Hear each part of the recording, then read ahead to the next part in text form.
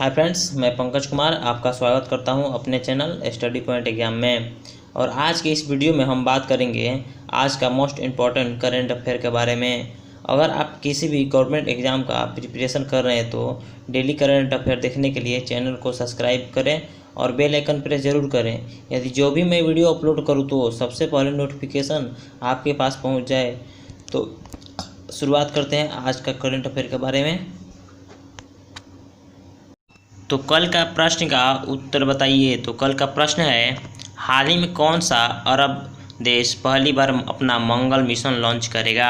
तो इसका आंसर होगा संयुक्त अरब अमीरात यानी यूएई। तो इसकी राजधानी है अबू धाबी और मुद्रा है दिरहम और राष्ट्रपति हैं खलीफा बिन जायद अल नहयान। तो अब हम बात करते हैं आज के प्रश्न का। तो आज है 16 जून। तो आज का जितना भी करंट अफेयर है उसको देखते हैं। तो आज का पहला प्रश्न है, हाल ही में किस प्रसिद्ध फिल्म अभिनेता ने आत्महत्या कर ली है?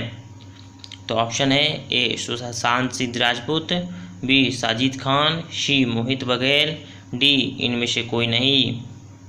तो इसका आंसर होगा ऑप्शन ए सुशांत सिंह राजपूत। प्रसिद्ध फिल्म अभिनेता सुशांत सिंह राजपूत ने 14 जून को आत्महत्या कर ली है। वह 34 वर्ष के थे। सुशांत सिंह राजपूत ने मुंबई से के बांद्रा स्थित अपने निवास स्थान पर फांसी लगा ली है। इनका पहला फिल्म काई पो छे 2013 में आया था। आखिरी फिल्म 2019 में इनका छिछोरे था और 2016 में लोकप्रिय film MS Dhoni the untold story की भूमिका के लिए खास प्रसिद्ध हुए थे।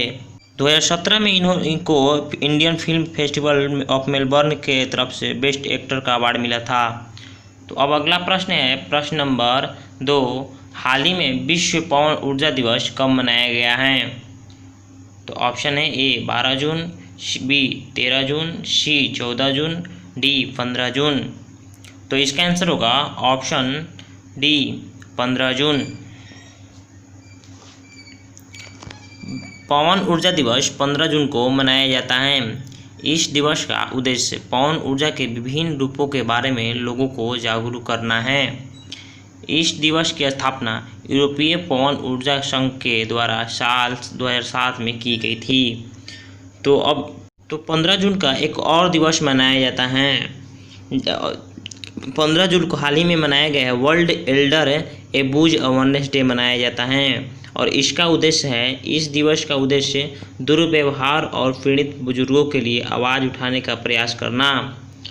तो अब अगला प्रश्न है प्रश्न नंबर 3, हाल ही में भारत के सबसे वृद्ध फर्स्ट क्लास क्रिकेटर का निधन हो गया है। उनका नाम क्या है? तो ऑप्शन है ए गुलजार दहलवी, बी रमाकांत अचरेकर, सी बसंत राय जी, डी इनमें से कोई नहीं।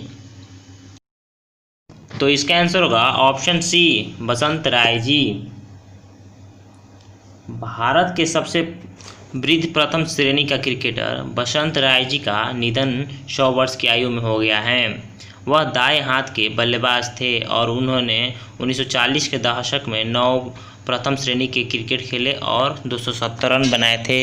तो अब मृत्यु की बात करते हैं। तो हाल ही में प्रसिद्ध उर्दू शायर आनंद मोहन जुल्सी यानी उर्फ में उनका नाम था गुलजार देहलवी का निधन 93 साल की उम्र में हो गया है।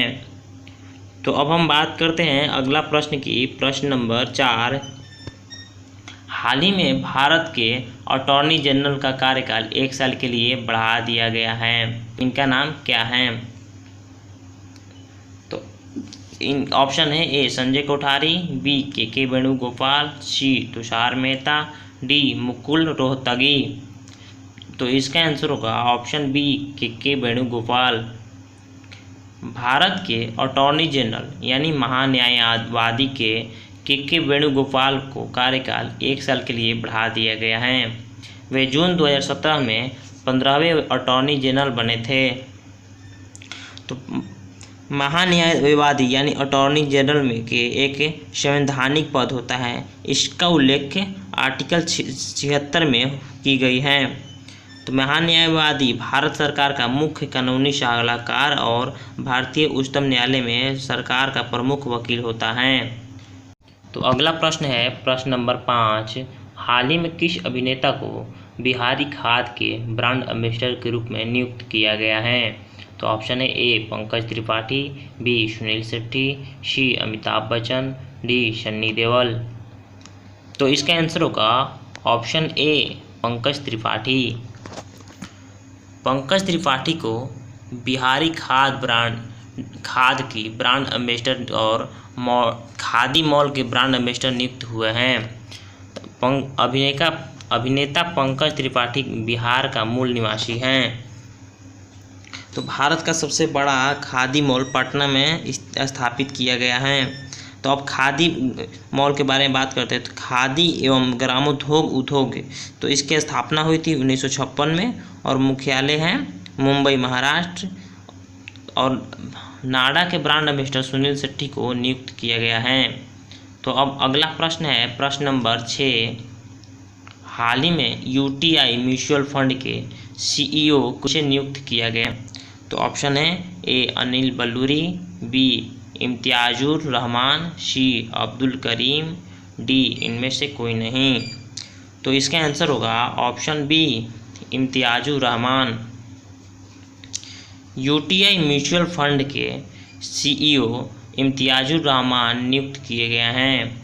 कंपनी में यह पद करीब 2 साल से रिक्त था।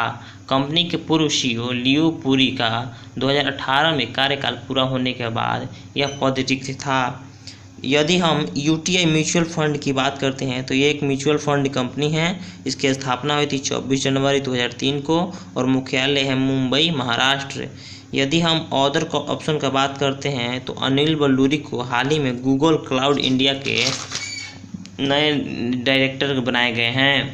तो अब अगला प्रश्न है प्रश्न नंबर 7, हाल ही में किस राज्य की एक नदी में 500 साल पुराना यानी 60 फीट का एक मंदिर मिला है?